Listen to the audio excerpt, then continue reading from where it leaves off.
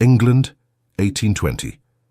The autumn rain fell upon Mayfair with the persistence of unspoken truths, drumming against the window panes of Ashworth House as if seeking entrance to secrets kept within.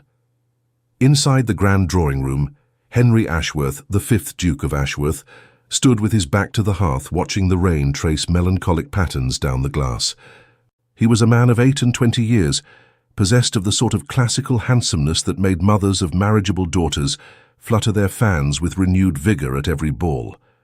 Dark hair that refused to be tamed entirely by his valet's ministrations, eyes of such deep brown they appeared almost black in certain lights, and a bearing that spoke of generations of nobility coursing through his veins.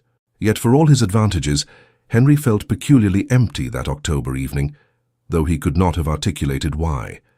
"You are brooding again, my dear," came the gentle voice of his mother, the Dowager Duchess of Ashworth, as she entered the drawing-room with the graceful rustle of silk skirts.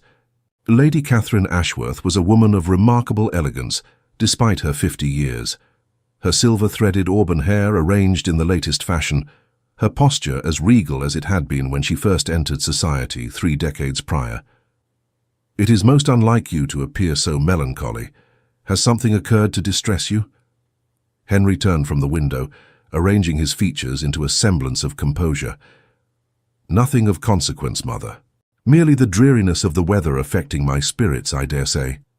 The Dowager Duchess studied her son with the penetrating gaze that only a mother could employ, seeing through his carefully constructed facade as easily as one might see through morning mist. "The weather has been dreary for a fortnight, yet you have shown no such disposition until today. Come now, Henry, we have always been honest with one another. What truly troubles you?" A long moment passed before Henry spoke, his voice carrying a note of confusion that he himself found perplexing. "The Fairfax family has invited us to tea on Thursday next. I find myself reluctant to accept, though I cannot fathom why such a simple engagement should cause me any disquiet." "Ah," his mother said softly, settling herself upon the blue damask settee, with an expression that suggested she understood far more than her son. "And Miss Annabella Fairfax shall be in attendance, naturally." At the mention of that name, something shifted in Henry's chest, a tightening, a flutter, a sensation he could not properly identify. Annabella. Miss Annabella Fairfax, the daughter of his father's dearest friend, the girl who had run through the corridors of Ashworth Manor during countless summer visits, who had scraped her knees climbing trees alongside him when they were children, who had grown into a young woman of 21, with eyes the colour of spring lavender, and a laugh that seemed to make the very air shimmer with joy. "Of course she shall be present," Henry replied, his tone carefully neutral, "though I fail to see what bearing that has upon the matter. Annabella she is practically my sister, mother. You know this as well as I. Our families have been connected since before either of us drew breath." The Dowager Duchess's lips curved into the faintest suggestion of a smile, though she had the wisdom to hide it behind her teacup as she took a delicate sip. "Indeed. Practically your sister. How very fraternal your concern." Henry frowned, sensing mockery where he could identify none in his mother's words. "You speak in riddles this evening, madam. If you have some point to make, I should prefer you make it plainly." "I merely observe, my dear, that for someone who views Miss Fairfax with such purely fraternal regard, you appear remarkably unsettled by the prospect of taking tea in her company." Lady Catherine set down her cup with precise care. "But perhaps I am mistaken. Perhaps it is merely the weather, as you say." Before Henry could formulate a response, the drawing-room door opened once more to admit Pemberton, the Ashworth butler, who had served the family for more than 30 years with impeccable discretion. "Your Grace," he intoned with his customary solemnity, "a message has arrived from Lord Fairfax. It is marked as urgent." Henry felt that strange tightening in his chest intensify as he crossed the room to accept the sealed letter. His hands, usually so steady whether holding reins or signing documents of state, trembled almost imperceptibly as he broke the wax seal bearing the Fairfax crest. His eyes scanned the contents once, then again, as if he could not quite believe what he read. The colour drained from his face with such rapidity that his mother rose from her seat in alarm. "Henry," What is it? Has something happened to the Fairfax family?" "Not happened," Henry said slowly, his voice hollow. "Or rather, something is about to happen. Lord Fairfax writes to inform us, to inform me that Miss Annabella has received an offer of marriage from Lord Edmund Hartwell, the Earl of Thornbury." He looked up from the letter, his dark eyes wide with what might have been shock or something far more complicated. "And she has accepted him. Thank you for staying with us until the end of this emotional journey. If this story touched your heart, we invite you to subscribe, like, comment, and share our channel. Your support inspires us to keep creating more stories of love, redemption, and breathtaking twists. Help us reach our first 1,000 subscribers, and together we'll continue sharing tales that warm the heart. At the end of this video, you'll see a suggestion for another of our historical stories. Click and let yourself be enchanted by another unforgettable tale. The words seemed to echo in the sudden silence of the drawing room. Outside, the rain intensified, lashing against the windows with renewed fury. Lady Catherine sank back onto the settee, her hand pressed to her throat in a gesture of surprise that was entirely unfeigned. "Lord Hartwell, but he is nearly 40, is he not? And I understood his temperament to be rather severe, most unlike our dear Annabella's gentle disposition."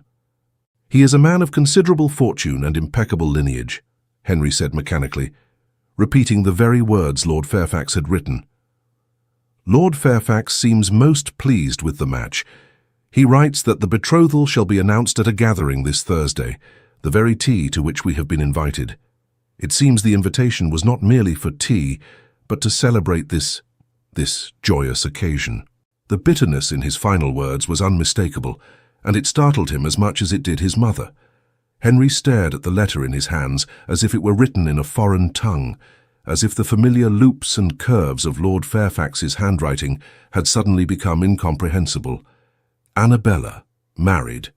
To Lord Hartwell, a man known throughout London for his cold demeanour and exacting standards, a man who had buried his first wife under mysterious circumstances that society whispered about but never openly discussed. A man whose estate in Derbyshire was said to be as cheerless and grey as his disposition. "This cannot be," Henry whispered, and it was only in speaking the words aloud that he began to understand the violent rebellion occurring within his own heart. She cannot marry him. She should not.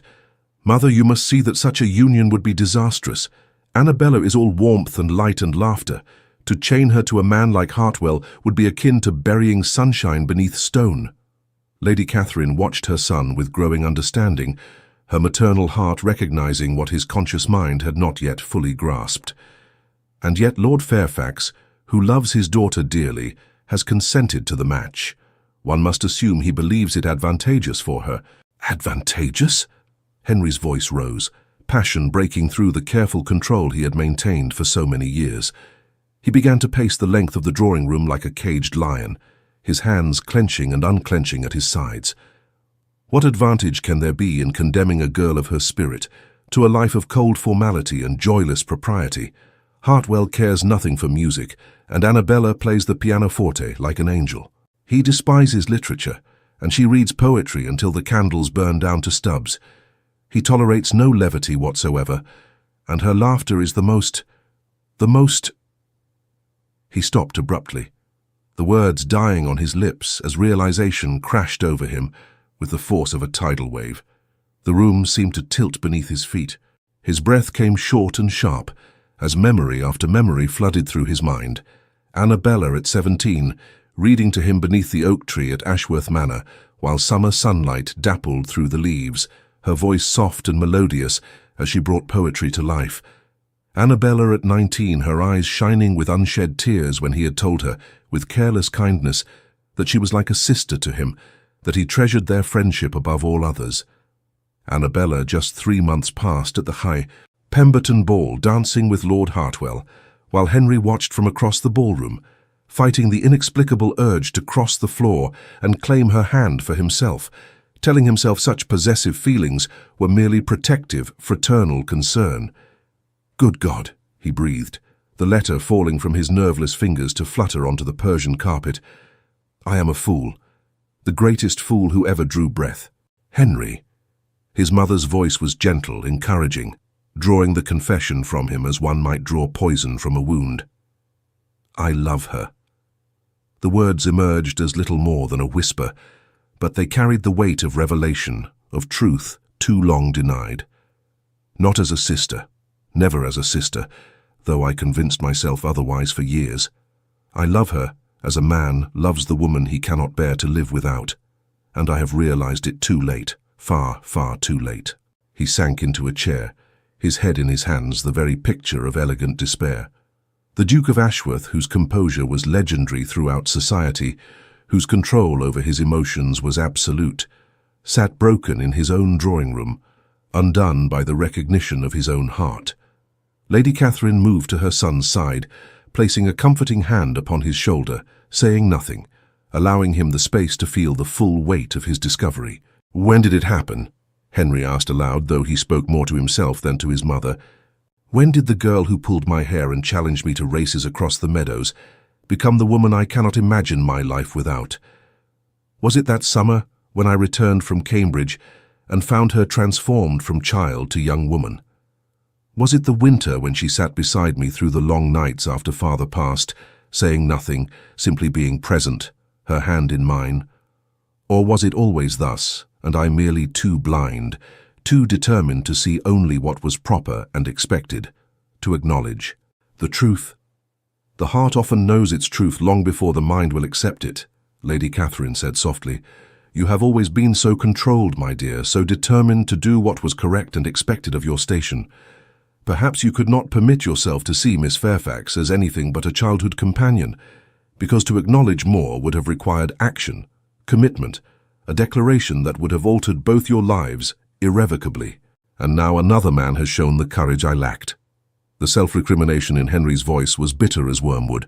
Hartwell saw her worth and claimed her, while I contented myself with pretending I felt nothing more than cousinly affection. "What manner of coward am I?" "You are no coward," his mother replied firmly. "You are a man who has just discovered his own heart. But I will not lie to you, Henry. The situation is indeed complicated. Miss Fairfax has accepted Lord Hartwell's proposal.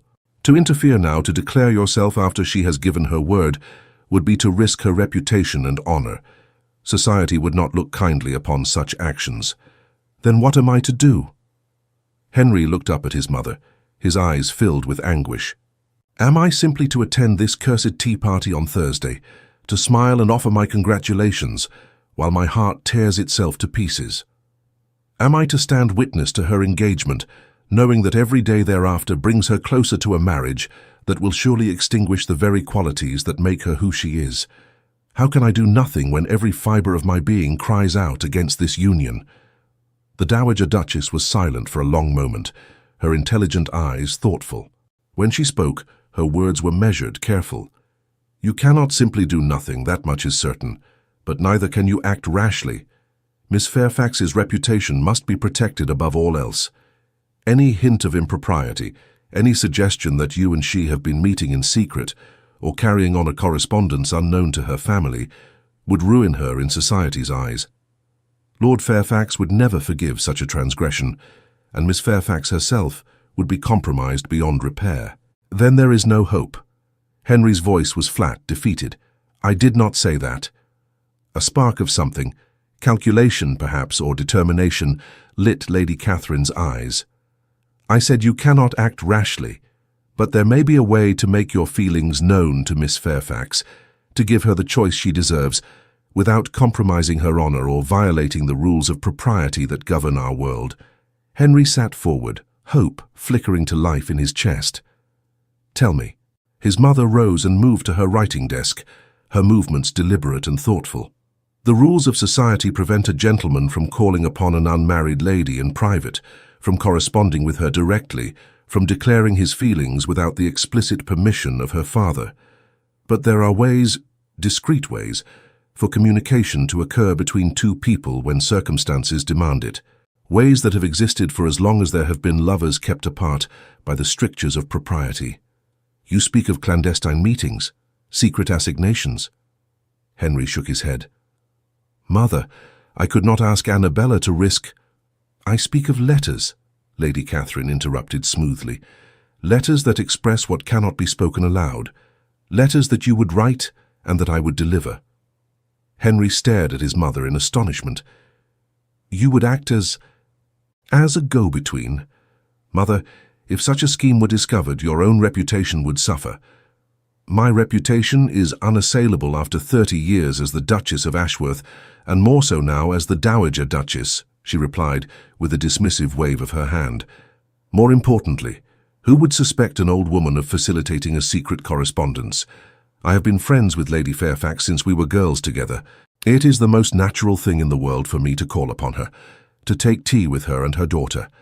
No one would think twice if I happened to press a letter into Miss Fairfax's hand during such a visit, or if she were to entrust me with a reply. We would be two mothers gossiping over china cups, nothing more. The audacity of the plan was breathtaking. Henry felt a surge of something he had not experienced since learning of Annabella's engagement. Hope, fierce and bright and terrifying in its intensity. But what could I possibly write that would make a difference? She has accepted Hartwell. Her father has consented. The betrothal is to be announced. Even if she were to learn of my feelings, what good would it do? She is bound by honor to proceed with the engagement. Is she? Lady Catherine's tone was pointed. A betrothal is not a marriage, Henry. Until the vows are spoken in church, either party may withdraw if they have cause to do so. Yes, it would create scandal. Yes, there would be talk.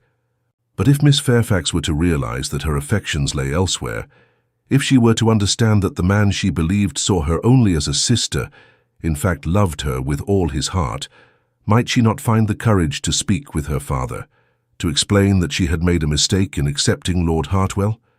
You believe she may harbor feelings for me? The question emerged tentatively, as if Henry feared the answer. I believe, his mother said carefully, that I have eyes, my dear. I have watched Miss Fairfax in your company for many years. I have seen how her gaze follows you when she thinks no one observes, how her smiles are brightest when directed toward you, how she once excused herself from a ball in tears after overhearing you tell Lord Pemberton that you considered her a sister and nothing more. A woman does not weep over a man she regards with mere friendly affection. The memory struck Henry with physical force. That night at the Pemberton ball 2 years past, he had been speaking with his friend, laughing about the machinations of matchmaking mamas, when Lord Pemberton had remarked that Henry should simply marry Miss Fairfax and be done with the parade of hopeful debutantes. Henry had responded with practiced ease, declaring that Annabella was like a sister to him, that he could no more consider her romantically than he could his own blood relations. He remembered seeing a flash of blue silk disappearing around a corner, remembered thinking absently that someone must have been standing just beyond the doorway, but he had given it no further thought. Until now. Oh God. The words emerged as a groan. I said that where she could hear. I wounded her with my own thoughtless words, which makes it all the more imperative that she understand the truth now, Lady Catherine said firmly. But you must move quickly, Henry. The betrothal is to be announced on Thursday. That gives us less than a week to act. If Miss Fairfax is to break her engagement, it must be done before the public announcement. After that, the scandal would be too great, the damage to her reputation too severe. Henry stood abruptly, energy and purpose flooding through him where moments before there had been only despair. Then I must write to her at once. Tonight, I shall pour out everything I feel, everything I have been too blind to acknowledge until this moment. Not so hasty, his mother cautioned. Remember, you cannot simply declare yourself and demand she break her engagement. You must give her truth, yes, but also reassurance, understanding, and above all you must make clear that you will respect whatever decision she makes. Miss Fairfax must feel that she has a genuine choice, not that she is being pressured to exchange one obligation for another. The wisdom in his mother's words cooled the fever of Henry's desperation. He nodded slowly, understanding the delicate balance required. This was not some grand romantic gesture where he could simply sweep Annabella into his arms and declare his devotion. This was a matter of the heart, yes, but also of reputation, family honor, and social consequence. Every word he wrote would need to be carefully considered, honest yet respectful, passionate yet mindful of her dignity and agency. "I shall need your guidance," he admitted. "I have never written such a letter before. I scarce know where to begin." Lady Catherine smiled, the expression both sad and encouraging. "Begin with truth, my dear. That is always the best place to start. Tell her what you have come to understand about your own feelings. Apologize for the hurt you have caused with your blindness. But most importantly, assure her that whatever she decides, you will honor her choice and wish only for her happiness." As the rain continued its melancholy percussion against the windows, Henry moved to his study, his mother's words echoing in his mind. He sat at his father's old desk, his desk now, though he still thought of it as belonging to the late Duke, and drew forth a sheet of fine writing paper. His hand hovered over the surface for a long moment before he dipped his pen in ink and began to write. "My dearest Annabella, I scarce know how to begin this letter, save to say that I am writing to you in a manner most irregular, and I must beg your understanding and discretion. My mother, the Dowager Duchess, has agreed to act as intermediary for this correspondence, a fact which speaks to both her affection for you and her belief that certain truths must be spoken even when propriety might suggest otherwise. I have learned today of your engagement to Lord Hartwell. I understand that I should write to offer my congratulations, to express joy at your forthcoming nuptials, to wish you every happiness in your future life. And yet I find I cannot pen such words, for they would be the falsest I have ever written. Annabella, I must confess something to you that I have only this very evening come to understand about myself.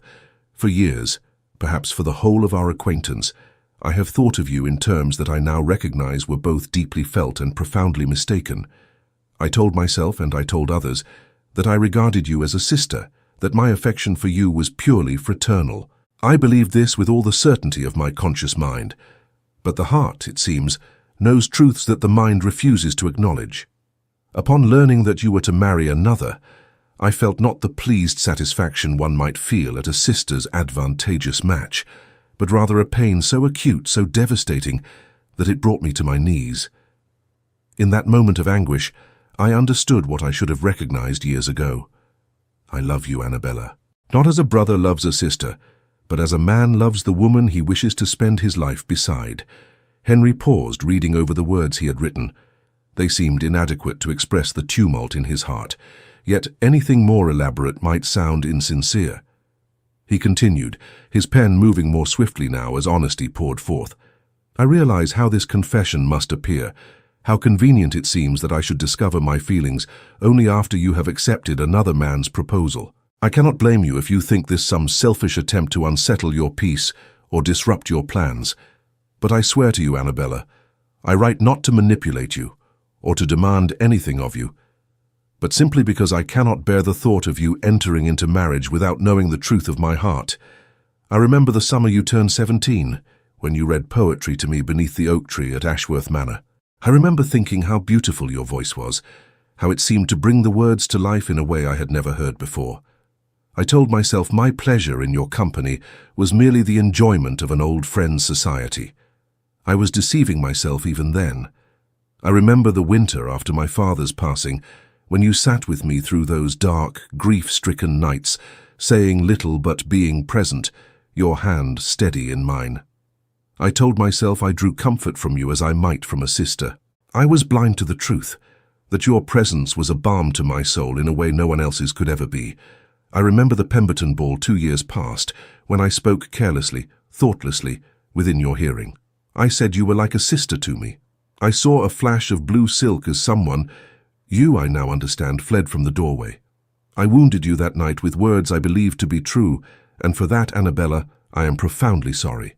If I could recall those words, if I could erase the hurt I caused, I would do so in an instant. But I cannot change the past. I can only speak truthfully in the present and hope that you will forgive my long blindness to my own heart. I must say this plainly. I am not writing to demand that you break your engagement.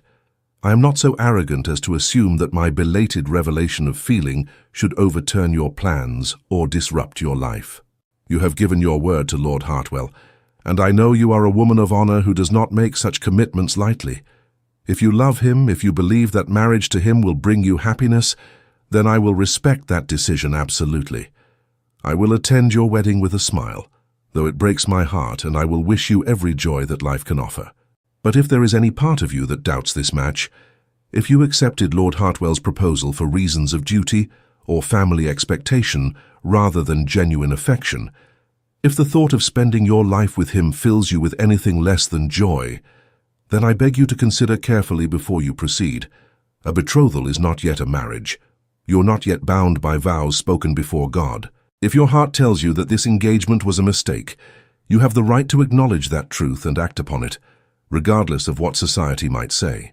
And if you were to find upon reflection that your affections might lie in another direction, might lie perhaps toward a fool who took far too long to recognize what was before him all along, then I would count myself the most blessed of men to have the opportunity to court you properly, to demonstrate through word and deed that my love is true and lasting, to earn the privilege of calling you my wife. But this must be your choice, Annabella, entirely and completely your choice. Whatever you decide, I will honor it. If you wish me never to speak of this again, if you wish to proceed with your marriage to Lord Hartwell, I will trouble you no further.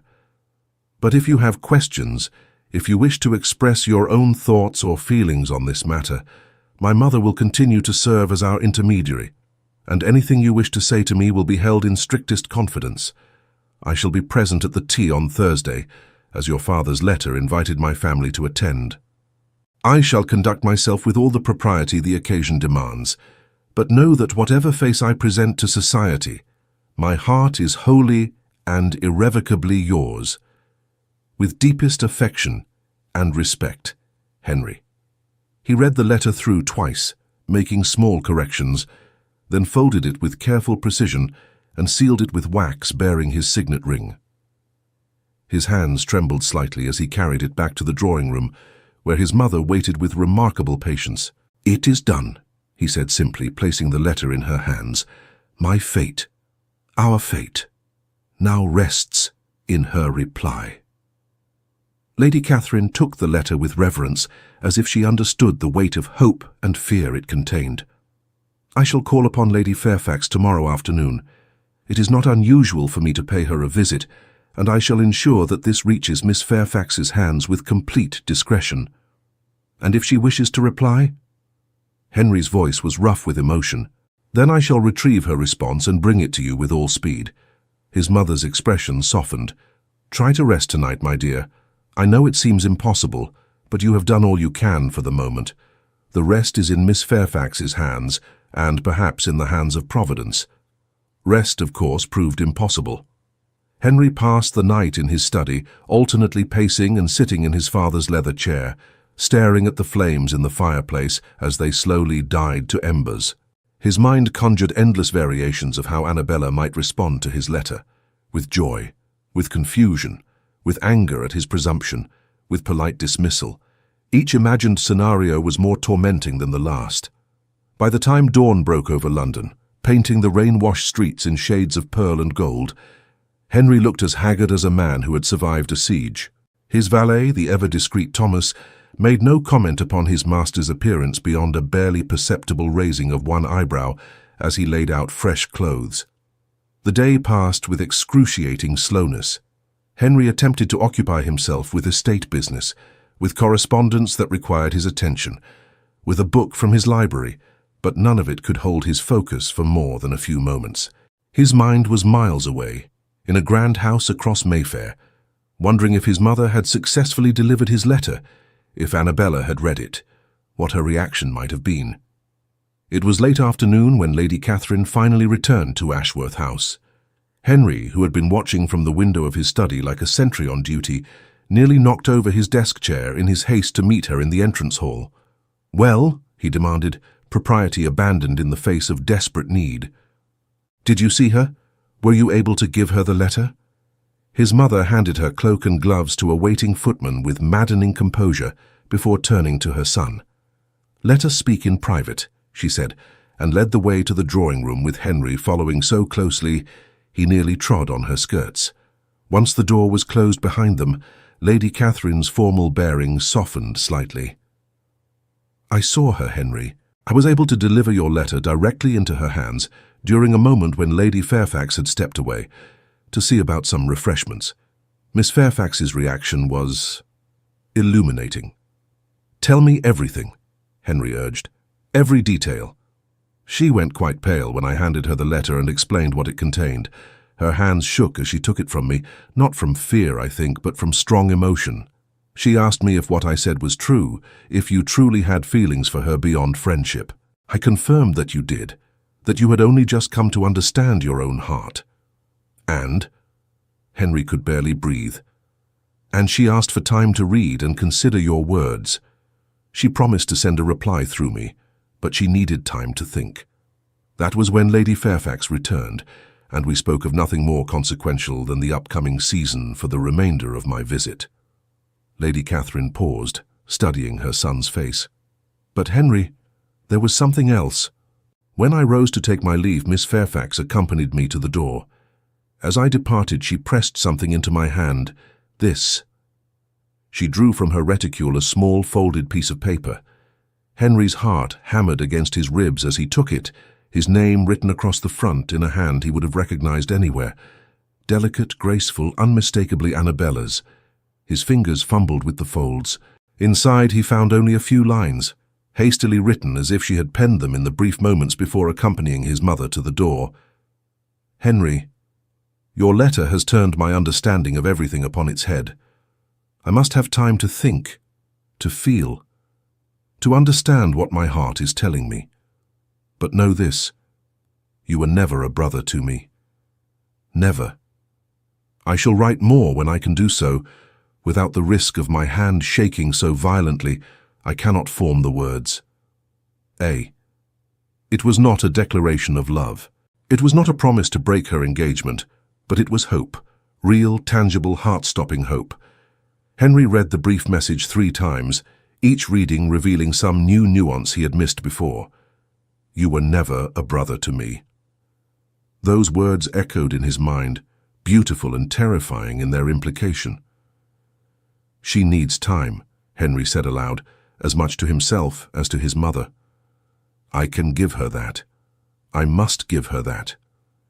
Indeed you must, Lady Catherine agreed. But time is the one commodity in short supply. The betrothal announcement is in 3 days. If Miss Fairfax is to act, she must do so swiftly. The following day brought no further communication. Henry passed the hours in a state of suspended animation, unable to focus on anything beyond the possibility of another message from Annabella. His mother called again upon Lady Fairfax, but returned empty-handed, explaining that Miss Fairfax had been indisposed and kept to her rooms for the day. Indisposed? Henry repeated sharply. Is she unwell? Lady Fairfax mentioned a headache, nothing more serious, his mother assured him. But I suspect Miss Fairfax is grappling with difficult emotions and simply needs solitude to work through them. Be patient, my dear. Patience had never been more challenging. That evening, as Henry sat in his study making a poor pretense of reviewing accounts, a soft knock came at the door. His mother entered, and from her expression, he knew immediately that she carried another message. She gave this to me as I was leaving, Lady Catherine said, handing him a sealed letter. She managed to slip away under the pretense of retrieving a book for me. We had only moments, but she seemed resolute, I think, determined. Henry broke the seal with shaking hands and unfolded what proved to be several pages covered in Annabella's flowing script. He moved closer to the lamp and began to read. Dearest Henry, I have read your letter no fewer than 20 times since your mother placed it in my hands. I have cried over it, raged at it, and held it to my heart as if the paper itself might convey some comfort. And now I must attempt to compose a reply, though my thoughts are so tangled that I scarce know where one feeling ends and another begins. First, you must know that your confession has not surprised me as much as you might think. Or rather, the fact that you have feelings for me is not what surprises. What shocks me to my core is that you have admitted them. For years, Henry, I have carried a secret love for you that I believed would never be returned. I have watched you at balls and gatherings, have treasured every moment of conversation between us, have kept each memory like a precious gem hidden away where no one might see and mock me for my foolish devotion. When you told Lord Pemberton that I was like a sister to you, I felt as if my heart had been torn from my chest. I wept for 3 days, telling my mother I had caught a chill. In truth, I was grieving for a love I thought could never be acknowledged, let alone returned.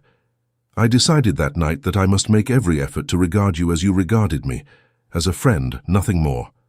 I tried, Henry. I truly tried to extinguish what I felt.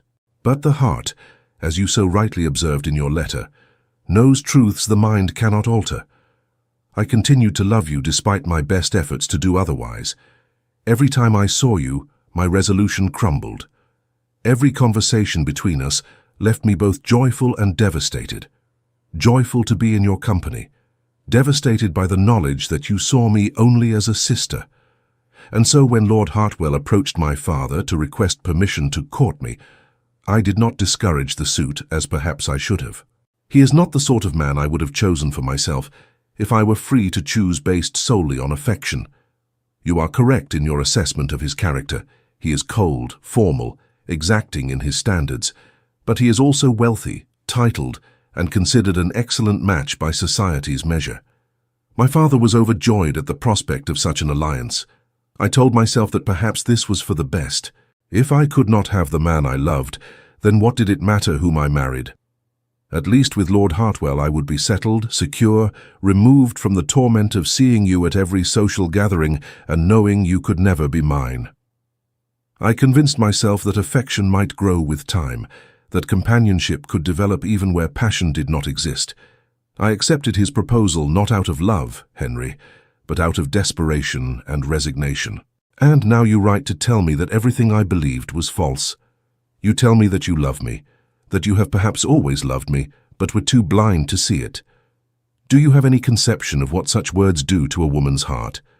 It is as if I have been walking through darkness for years, and suddenly someone has lit 1,000 candles all at once.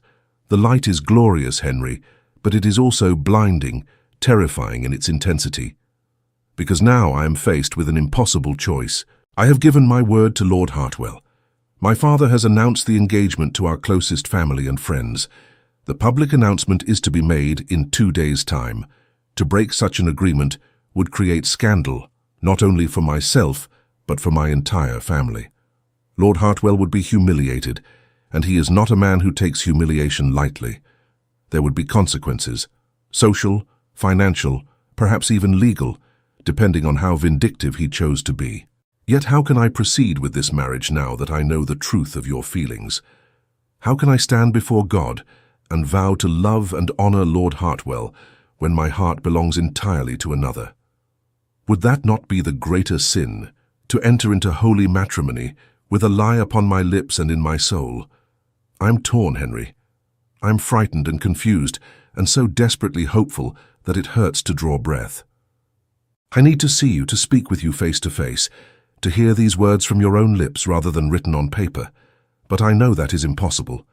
The rules of propriety that govern our world will not permit such a meeting, not without proper chaperonage, not without risking the very reputation we are trying to protect. What am I to do? I have prayed for guidance, but heaven seems silent on the matter. I have examined my heart from every angle, and it speaks with singular clarity. I love you, I have always loved you, and the thought of binding myself to another man when you have finally declared yourself is unbearable. But love alone does not solve the practical difficulties we face. Even if I were to find the courage to break my engagement to Lord Hartwell, there is no guarantee that my father would consent to a match between us. He might be furious at my breach of word, might refuse to consider any alternative arrangement. He might even send me away to relatives in the country to avoid further scandal. And you, Henry, what of your position? You are the Duke of Ashworth. Your choices are scrutinized by society in ways mine are not.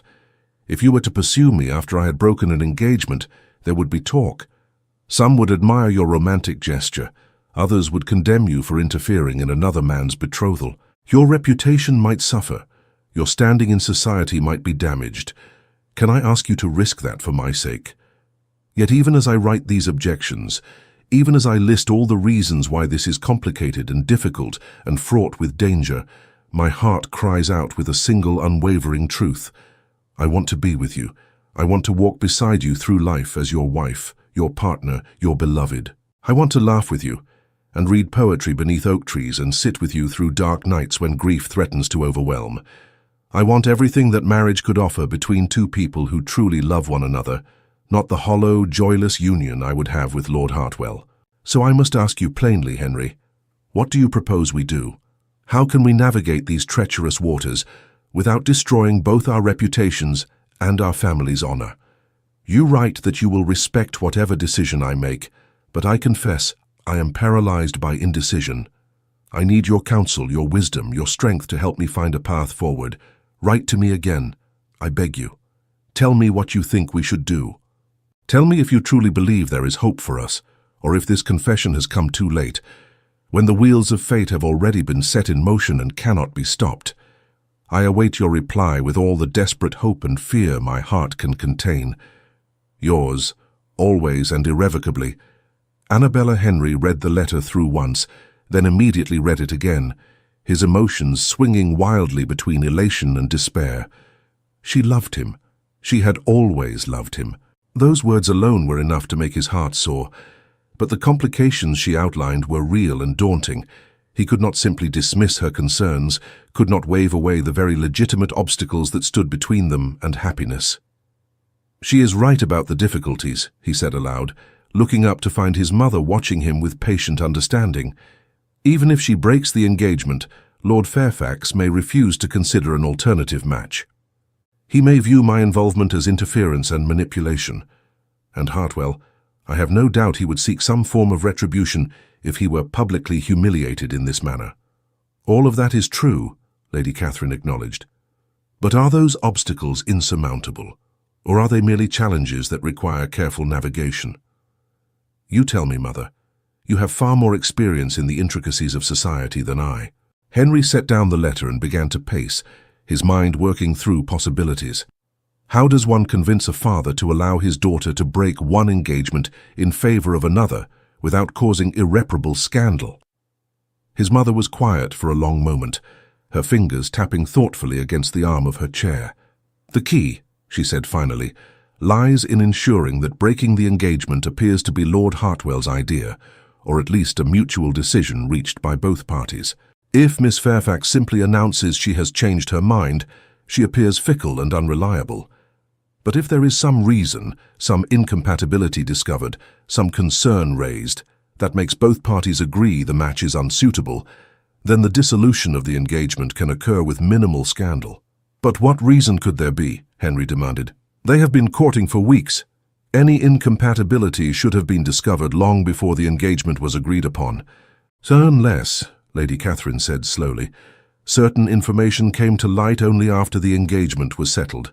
Information that, while not damning enough to completely ruin Lord Hartwell's reputation, would nonetheless give any reasonable father pause about entrusting his daughter to such a man.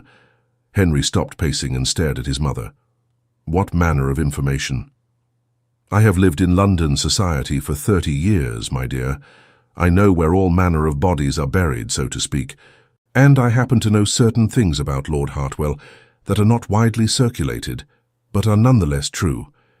For instance, I know that his first wife did not die of natural causes, as he claimed, but rather from injuries sustained in a fall down the stairs of his estate. The local magistrate investigated, but found no evidence of foul play. However, the servants of that household told a different story. They spoke of arguments, of Lord Hartwell's terrible temper, of his wife's fear in the months before her death. Henry felt his blood run cold. You are suggesting Hartwell murdered his wife? I am suggesting nothing of the sort, for I have no proof of such a serious accusation, Lady Catherine said firmly. What I am suggesting is that there is documented evidence of Lord Hartwell's volatile temper, of his first wife's fear, of suspicious circumstances surrounding her death that were never fully investigated. Such information, brought to Lord Fairfax's attention by a concerned friend, might give him cause to reconsider the wisdom of this match. But surely Lord Fairfax would have investigated Hartwell's background before consenting to the engagement. Men see what they wish to see, particularly when the alliance is advantageous. Lord Hartwell's wealth and title blinded Lord Fairfax to concerns that should have been addressed, but if those concerns were presented by someone whose judgment he trusts, by me, for instance, he might be persuaded to look more carefully at the man to whom he is entrusting his beloved daughter's future. Henry could see the elegance of the plan, but he hesitated. "Mother, if we spread such information about Hartwell, even if it is true, we risk making a powerful enemy. He could retaliate against our family." "Let him try," Lady Catherine said with surprising steel in her voice. "The Ashworth name has stood firm for generations. I do not fear the Earl of Thornbury, particularly not when I am acting to protect a young woman from a potentially dangerous marriage. Besides, I would not be spreading rumors or gossip. I would be sharing documented concerns with a father who has the right to know the full character of his future son-in-law. And if Lord Fairfax does reconsider the engagement based on this information, if he allows Annabella to break her betrothal to Hartwell, what then? He may not immediately consent to a match between Annabella and myself. He may wish to wait, to ensure there is no appearance of impropriety, to let the scandal die down before considering any new arrangements." "Then you court her properly," his mother replied, "openly, with her father's permission, following all the rules of proper conduct. You demonstrate to Lord Fairfax and to society that your intentions are honourable, that this is not some sordid affair, but a genuine attachment between two people who have known each other all their lives. You prove yourself worthy of her. It was not a perfect plan, there were still risks, still potential complications, but it offered hope, real, tangible hope, that had not existed before." Henry moved to his writing desk and drew out fresh paper, his purpose renewed, his determination absolute. "My dearest Annabella, your letter has given me both the greatest joy and the deepest concern. Joy because you have confirmed what I scarcely dared hope, that your feelings mirror my own, that this love which has awakened in me is returned by you. Concern, because I see clearly now the difficult position in which my belated recognition has placed you, but I want you to know that you are not alone in facing these difficulties. We shall navigate them together, and I believe there is a path forward that will preserve your honor, protect your reputation, and still allow us the possibility of a future together. My mother has information regarding Lord Hartwell's character and history that she believes your father should be made aware of before the betrothal is publicly announced. This is not gossip or malicious rumor, but documented concerns about his treatment of his first wife and the circumstances surrounding her untimely death. Lady Catherine intends to call upon your father tomorrow and share these concerns with him in strictest confidence, as one old friend to another, as someone who has your best interests at heart. If, upon learning this information, your father decides to reconsider the engagement, that decision will appear to be his own, based on legitimate concerns about Lord Hartwell's character. It will not appear that you have simply changed your mind, or that I have interfered in your betrothal. Any scandal will be minimized, and you will be free to break the engagement with your reputation intact. Of course, this assumes your father will be persuaded by my mother's information. He may dismiss her concerns. He may decide to proceed with the match despite any reservations. In that case, Annabella, I must be honest with you. I do not know what we shall do. I cannot ask you to defy your father, to elope with me in secret and risk complete estrangement from your family. Such an action would cause you pain that I could never forgive myself for inflicting. But I can promise you this. Whatever happens, whatever your father decides, whatever circumstances force upon us, my love for you will not waver. If you must marry Lord Hartwell, I will remove myself from London, from England if necessary, so that my presence does not make your life more difficult. If you are free to break the engagement, but your father wishes you to wait before considering any new attachment, I will wait as long as necessary. If we are permitted to court openly, I will prove myself worthy of you with every breath I draw. You ask me if there is hope for us. Yes, my darling, there is hope. Perhaps not the certainty we might wish for, perhaps not the clear and easy path we might prefer, but hope nonetheless, and sometimes hope is enough to build upon. The tea party is tomorrow, that cursed gathering where your engagement to Hartwell was to be announced. If my mother's conversation with your father goes as we hope, perhaps that announcement will not occur. Perhaps instead we shall all gather for tea and polite conversation, and beneath the surface We shall know that fate has granted us a reprieve, a chance to begin again. I shall be there tomorrow, Annabella. I shall conduct myself with perfect propriety, as I promised. But know that my eyes will seek yours across the room, and in that glance I hope you will read everything my heart longs to say, but cannot yet speak aloud. Be brave, my love. Whatever tomorrow brings, we shall face it together, even if we must do so in silence and from opposite sides of a drawing room. With all my love and devotion, Henry. He sealed the letter and handed it to his mother, who tucked it into her reticule with the same care she had shown the previous messages. I shall deliver this first thing in the morning, she promised, and then I shall call upon Lord Fairfax. It is fortunate that Lady Fairfax is visiting her sister in Bath this week. The conversation will be easier to arrange with only Lord Fairfax in residence. You are certain about this information regarding Hartwell? Henry needed to hear it again, needed to be sure they were not acting on mere suspicion or speculation. I am certain, Lady Catherine confirmed. I have friends among the servants of Thornbury Hall. The stories they tell are consistent and troubling. Whether Lord Hartwell was directly responsible for his wife's death or merely created an environment of fear that led to it, he is not a man to whom I would entrust the safety and happiness of Miss Fairfax. That night Henry slept better than he had in days, sustained by hope and purpose. The next morning dawned clear and bright, the autumn sun burning away the mist that clung to London streets. He dressed with particular care, choosing a coat of deep blue that Annabella had once complimented, having his valet arrange his cravat in the complicated folds that fashion demanded. Lady Catherine departed Ashworth House mid-morning, armed with her information and her determination. Henry waited in an agony of suspense, unable to focus on anything. Every minute seemed to stretch into an hour. He found himself standing at the window of his study, watching the street below, as if he might somehow divine the outcome of his mother's visit through sheer force of will. It was past noon when Lady Catherine finally returned. Henry met her at the door, his heart in his throat. "Well?" he demanded, abandoning all pretense of calm. His mother's expression was unreadable as she handed her gloves to the waiting footman. "Walk with me in the garden," she said quietly. "The servants need not hear all of our business." The late October air was crisp as they stepped into the formal gardens behind Ashworth House. Lady Catherine waited until they were well away from the house before she spoke.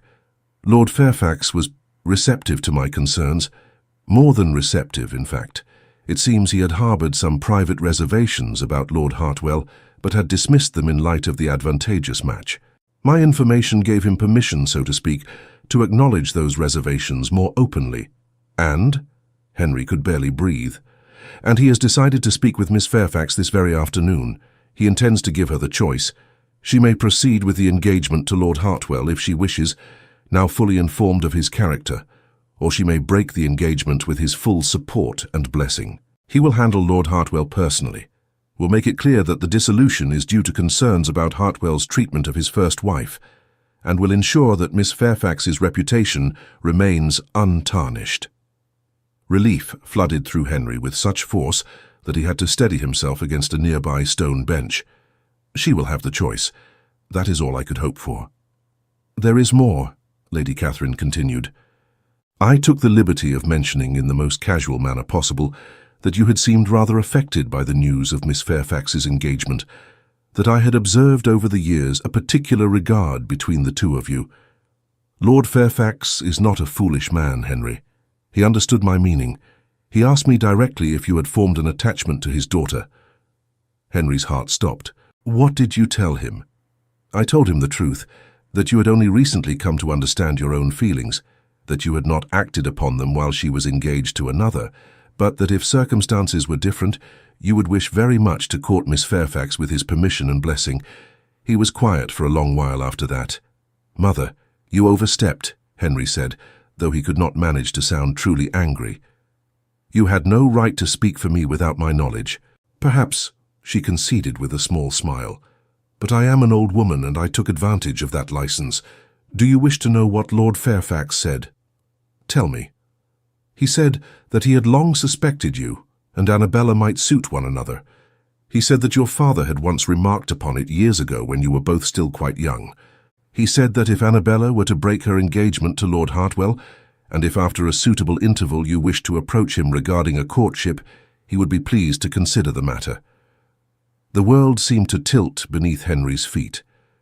Pleased to consider it? That is practically consent, is it not? It is as close to consent as a father can give before his daughter has actually broken her current engagement, Lady Catherine replied. The rest, my dear, is up to Miss Fairfax.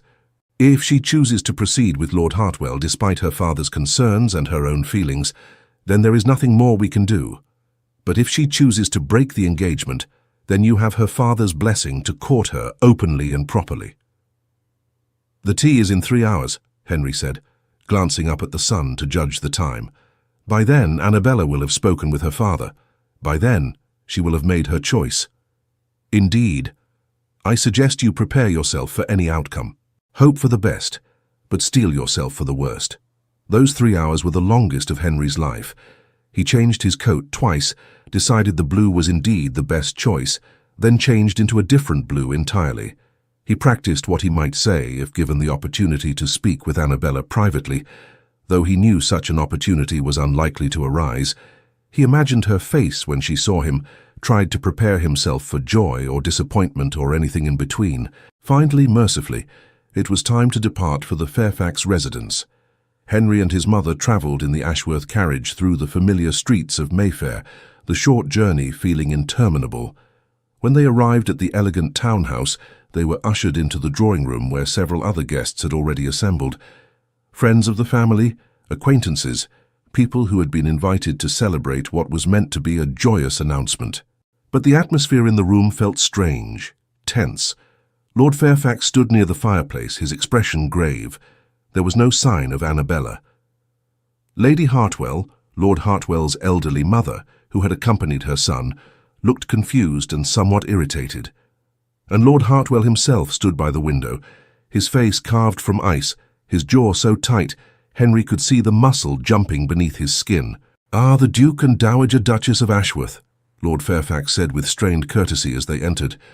"Thank you for attending.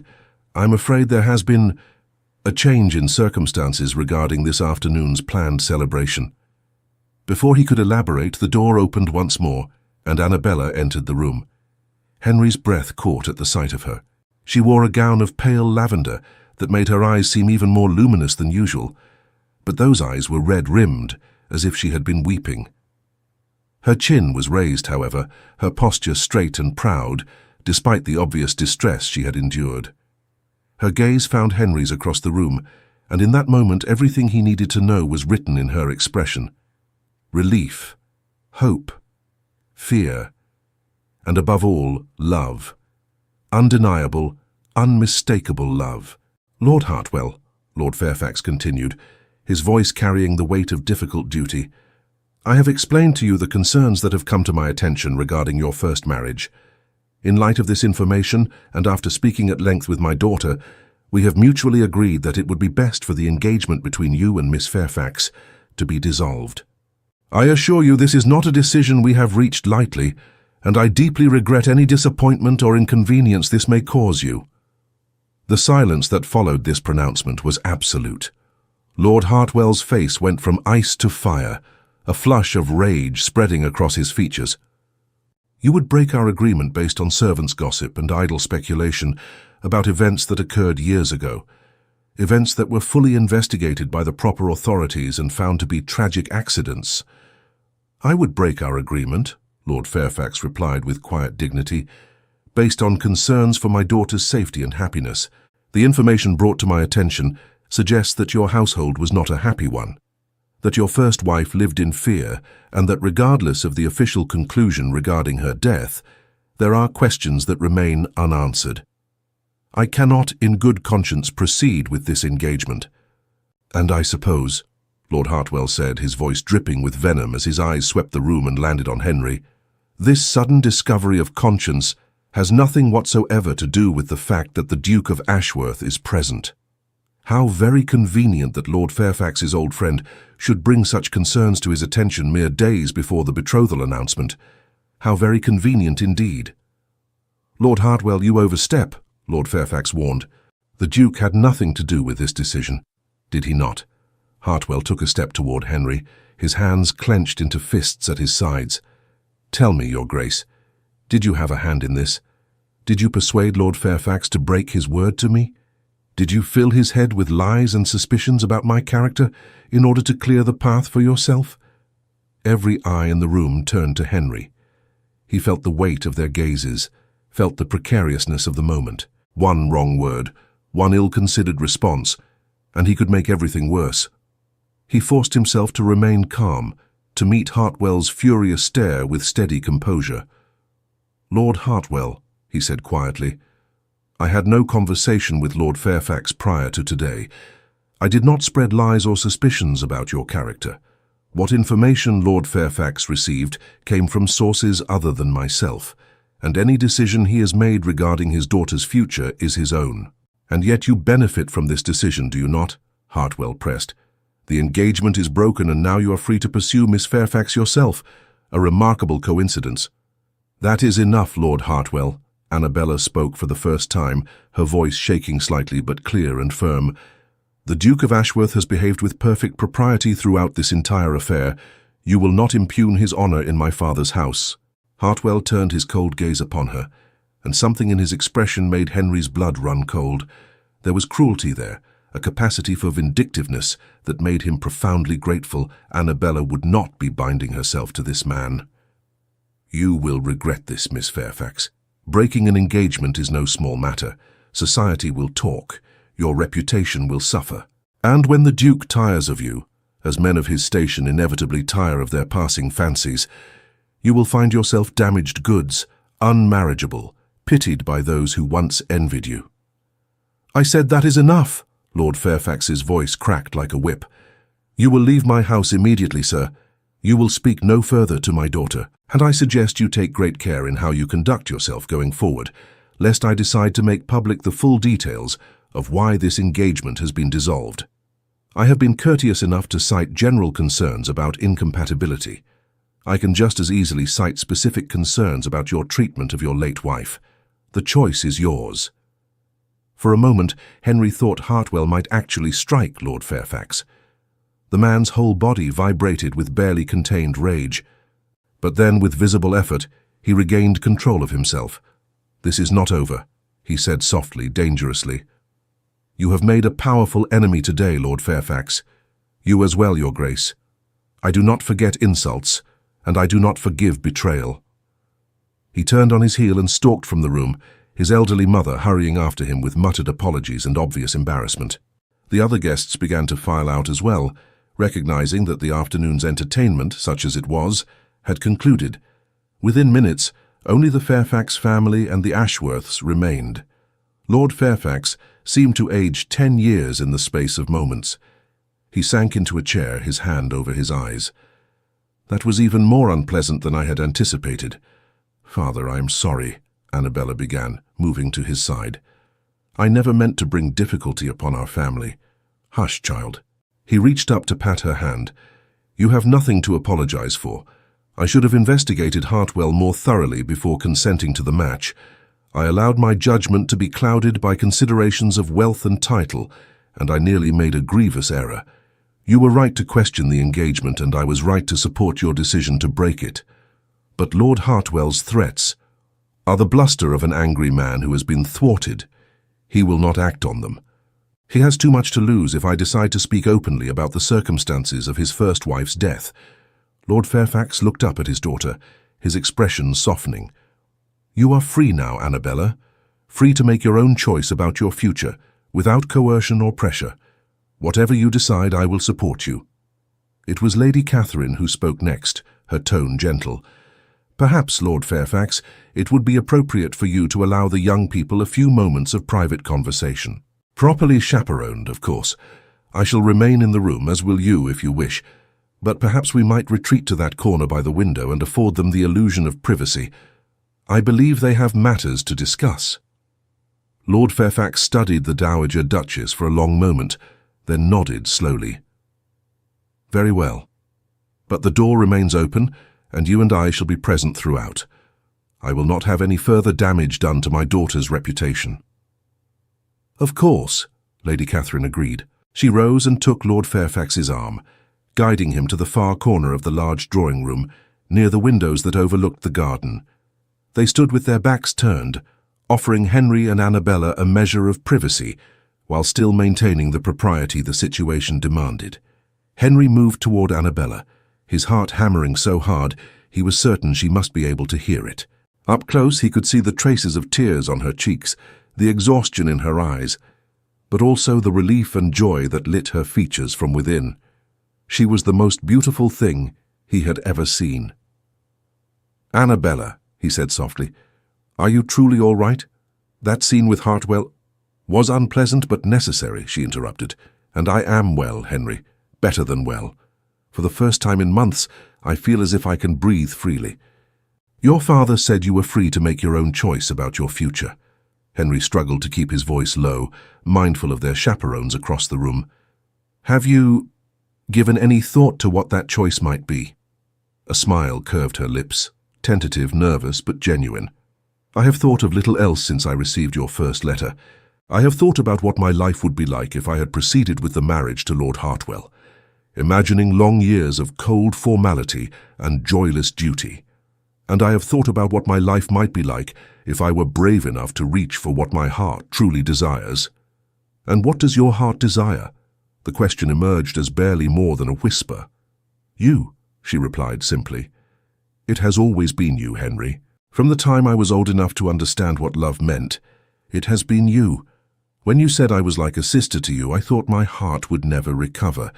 But now, knowing that you have come to understand your own feelings, knowing that what I felt was not unrequited after all, it is almost too much joy to contain." Henry took her hand, a daring gesture even with chaperones present, but he could not resist the need to touch her, to make some physical connection that affirmed the emotional bond between them. Her fingers curled around his, warm and strong and sure. "Then may I have your father's permission to court you properly?" he asked. "Not in secret, not through clandestine letters delivered by my mother, but openly, as a gentleman courts the lady he hopes to make his wife. May I call upon you here? May I escort you to social gatherings? May I demonstrate to you and to all of society that my intentions are honorable and my affection is true?" "I believe my father has already indicated he would welcome such attentions," Annabella replied, her smile widening. "But perhaps you should ask him directly. He is, after all, just across the room." Henry glanced toward Lord Fairfax, who was still ostensibly staring out the window, but whose posture suggested he was listening to every word. Taking a deep breath, Henry raised his voice slightly. "Lord Fairfax, sir, might I have permission to formally court your daughter?" Lord Fairfax turned from the window, his expression stern but his eyes warm. "You may, Your Grace, with the understanding that any engagement between you and Annabella must wait a suitable interval to allow the scandal of the broken betrothal to fade. I will not have society saying that my daughter leapt from one man's arms to another's with indecent haste." "I understand completely, sir. I'm prepared to wait as long as necessary to demonstrate the sincerity of my regard. Then you have my blessing. Court my daughter properly, Your Grace. Prove yourself worthy of her. And perhaps by spring, if all goes well, we might discuss a more permanent arrangement. By spring, 6 months away." It seemed like an eternity, but after years of blindness, after so many wasted opportunities, Henry could wait 6 months. He could wait 6 years if necessary, as long as he knew that Annabella would be waiting alongside him. "Thank you, sir," Henry said gravely. Then, turning back to Annabella, he lowered his voice once more. "I promise you, I will make the most of this courtship. I will prove to you every day that you made the right choice in breaking your engagement. I will show you that the love I feel for you is neither fleeting nor false, but deep and true and lasting." "I do not need proof, Henry," Annabella replied softly. "I know your heart, just as you know mine. But I will gladly accept your courtship, will gladly spend the coming months learning even more about the man I have loved for so long." They stood together in that drawing room, hands still joined, while autumn sunlight streamed through the windows and their chaperones discreetly conversed in the corner. It was not the romantic reunion Henry might have imagined, not the passionate declaration of love that poets wrote about, but it was real and it was theirs, and it was enough. The weeks that followed passed in a blur of activity. True to his word, Henry called upon Annabella regularly, always properly chaperoned, always observing the strictest rules of propriety. They took walks in Hyde Park, with Lady Catherine trailing behind at a discreet distance. They attended the theatre, sitting in boxes where they could be seen by all of society, making clear that there was nothing clandestine about their connection. They danced together at balls, Henry claiming her hand for the maximum number of sets that propriety allowed. And society, as society always did, talked. Some whispered that it was scandalous how quickly Annabella had moved from one suitor to another. Others, perhaps more romantically inclined, sighed over the tale of childhood friends finally recognizing their true feelings.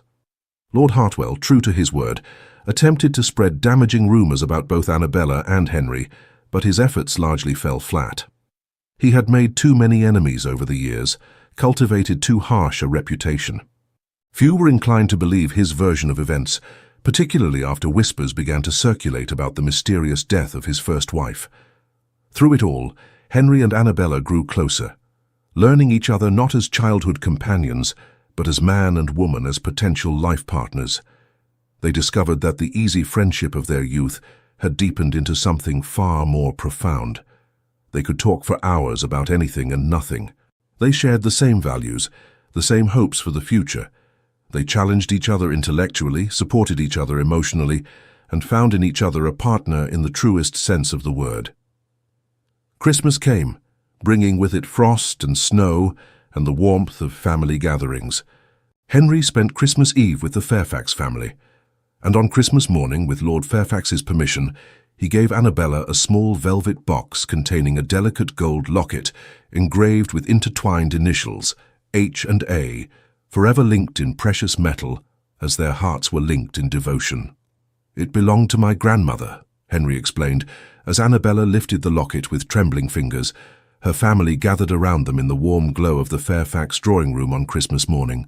"She gave it to my grandfather on the day they became engaged, telling him that she carried his heart within it always. My father gave it to my mother when he proposed. And now I give it to you, Annabella, with your father's permission and blessing." Lord Fairfax smiled warmly from his position near the fireplace, having been consulted privately by Henry the evening before. Lady Fairfax dabbed at her eyes with a handkerchief, while the Dowager Duchess looked on with barely concealed satisfaction at how perfectly her scheme had worked. Tears shimmered in Annabella's eyes as she clasped the locket to her chest. "Henry, it is beautiful. I shall treasure it always." "Not as much as I treasure you," he replied softly, mindful of their audience but unable to hide the depth of feeling in his voice. The winter months that followed passed with the sweet anticipation of a dream slowly becoming reality. Henry called upon Annabella with faithful regularity, always properly chaperoned, always observing the strictest rules of propriety. They took walks in Hyde Park despite the bitter cold, attended the opera and theatre, sat before roaring fires in the Fairfax drawing room, and talked until the candles burned low. Every day deepened their connection. Every conversation revealed new layers of compatibility and understanding. January gave way to February, and with it came St. Valentine's Day. Henry presented Annabella with a first edition of her favorite poetry collection, inscribed with words he had written himself. "To the woman who taught me that the heart knows truths the mind takes years to recognize. Every poem within these pages speaks of you." Society, which had buzzed with scandal when Annabella first broke her engagement to Lord Hartwell, had gradually accepted the courtship between her and the Duke of Ashworth. The circumstances surrounding the dissolution of her betrothal to Hartwell had been delicately managed. Whispers of his unsuitable temperament had circulated just enough to make people understand why a concerned father might reconsider such a match without causing enough scandal to permanently damage anyone's reputation. Lord Hartwell himself had retreated to his estate in Derbyshire, nursing his wounded pride and making dark mutterings about betrayal that no one took particularly seriously. And then came March, with its unpredictable weather. Storms one day, brilliant sunshine the next. as if nature herself could not decide between winter and spring. The scandal had faded sufficiently, the proper interval had been observed, and Henry could wait no longer. On a mercurial day when rain and sun battled for dominance in the sky, Henry called upon Lord Fairfax in his study, his heart thundering in his chest despite his outward composure. "Your Grace," Lord Fairfax greeted him warmly, gesturing to a chair. "To what do I owe this pleasure? Annabella is in the music room if you are hoping to see her." "Actually, sir, it is you I wished to speak with." Henry remained standing, his hands clasped behind his back. Sufficient time has passed since the dissolution of Annabella's previous engagement. The scandal has largely faded.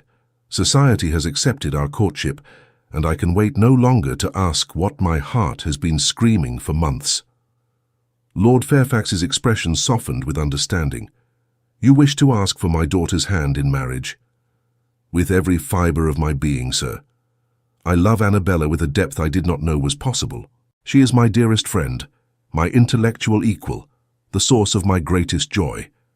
I promise you, on my honour as the Duke of Ashworth, that I will spend every day of my life ensuring her happiness, protecting her, cherishing her, as she deserves to be cherished."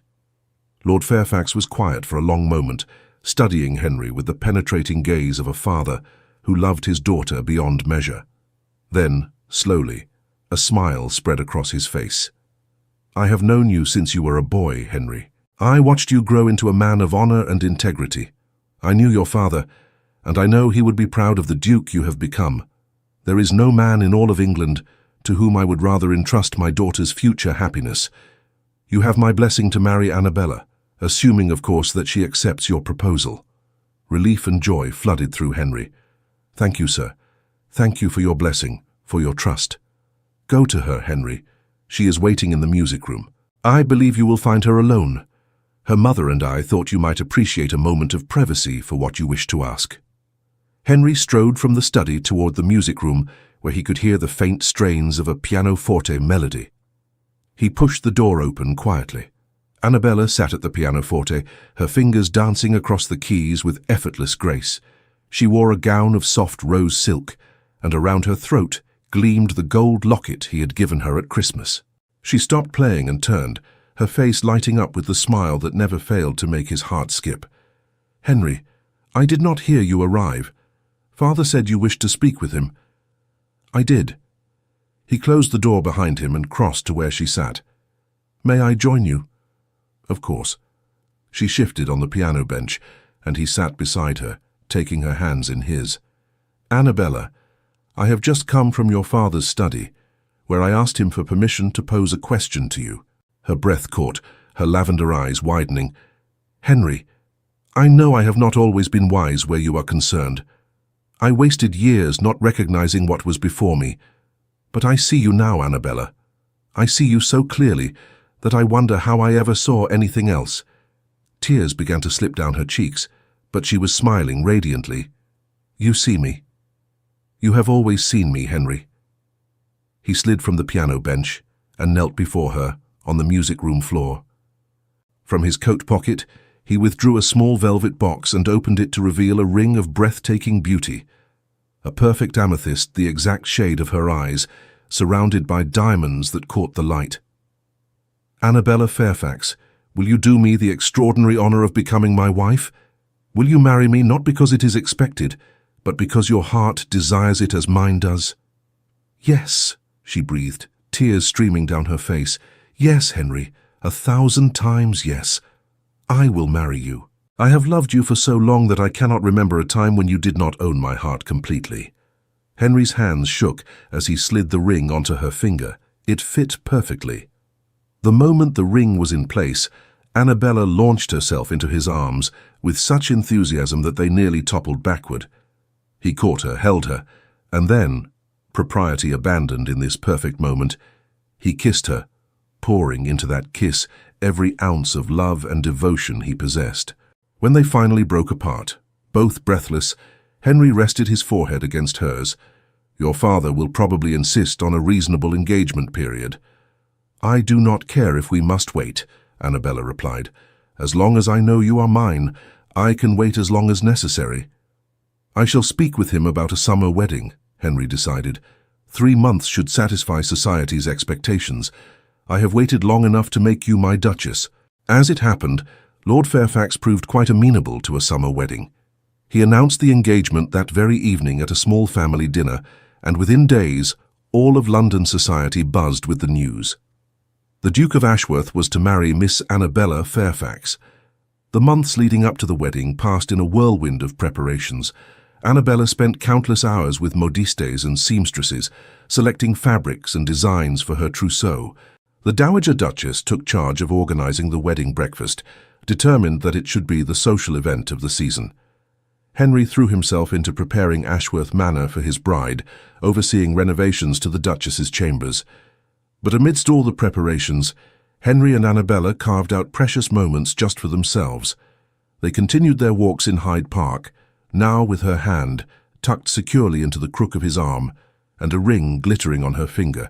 They talked for hours about their future, about the children they hoped to have, the life they would create together, the legacy they wished to build. Finally, blessedly, the wedding day arrived. It was the first Saturday in June, and London had never looked more beautiful. The sun shone brilliant and warm, flowers bloomed in riotous profusion, and the air itself seemed to shimmer with joy. Henry stood at the altar of St. George's Church in Hanover Square, his heart beating so hard he was certain the entire congregation could hear it. The church was packed with everyone who mattered in London society. His mother sat in the front pew, already dabbing at her eyes with a handkerchief. The organ began to play, and Henry's breath stopped entirely. Every head in the church turned toward the doors at the back of the nave, and then she appeared, Annabella on her father's arm, looking like something out of a dream. Her gown was of the finest white silk, embroidered with silver thread that caught the light streaming through the stained glass windows. A veil of delicate lace covered her face, but Henry could see her eyes through it, those remarkable lavender eyes that sparkled with tears and joy and love. She carried a bouquet of white roses and lavender, and around her neck gleamed his grandmother's locket. She glided down the aisle with ethereal grace. But her eyes never left Henry's. Across the length of the nave, their gazes locked and held, and in that look passed every promise, every hope, every dream they shared. When she reached the altar, Lord Fairfax lifted her veil with tender care and kissed her cheek. "Be happy, my darling girl," he whispered. Then he placed her hand in Henry's and stepped back. The ceremony passed in a blur of sacred words and solemn vows. Henry spoke his promises clearly, his voice strong despite the emotion threatening to overwhelm him. Annabella's voice trembled slightly, but her words were no less firm. When the vicar pronounced them husband and wife, when Henry was finally given permission to kiss his bride, he did so with reverence and passion. The congregation erupted in applause. The organ swelled with triumphant music as Henry and Annabella, now the Duke and Duchess of Ashworth, walked back down the aisle together, married, united, forever bound by love and law and sacred promise. The wedding breakfast at Ashworth House was elegant and joyous, filled with toasts and laughter and heartfelt speeches. Lord Fairfax spoke of watching his daughter grow into an extraordinary woman. Lady Catherine told embarrassing stories about Henry's youth that made Annabella laugh until she cried. Friends offered congratulations and predictions of long life and great happiness. But Henry barely tasted the elaborate meal. He was too consumed with awareness of Annabella beside him, his wife, his Duchess. Every time she turned to smile at him, every time her hand brushed against his, the reality of it struck him anew. She was his. As evening approached, Henry and Annabella slipped away to the privacy of the ducal chambers. They would leave for Ashworth Manor in the morning to begin their honeymoon, but tonight they would remain in London. Annabella moved to the window, looking out over the gardens bathed in golden light. Henry came up behind her, wrapping his arms around her waist.